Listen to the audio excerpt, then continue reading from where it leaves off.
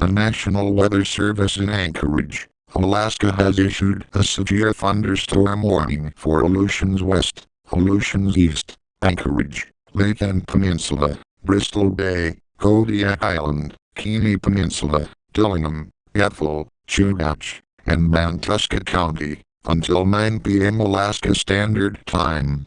At 8:40 a.m. Alaska Standard Time, a line of severe thunderstorms producing damaging winds was located along a line extending from Nimiq Island to Kodiak Island and Montague Island to Sitka, moving northwest and northeast.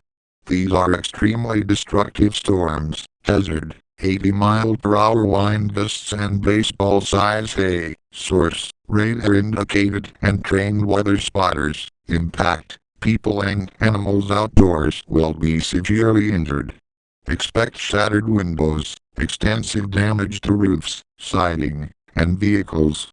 You are in a life-threatening situation. Flying debris may be deadly to those caught without shelter. Mobile homes will be heavily damaged or destroyed. Homes and businesses will have substantial roof and window damage.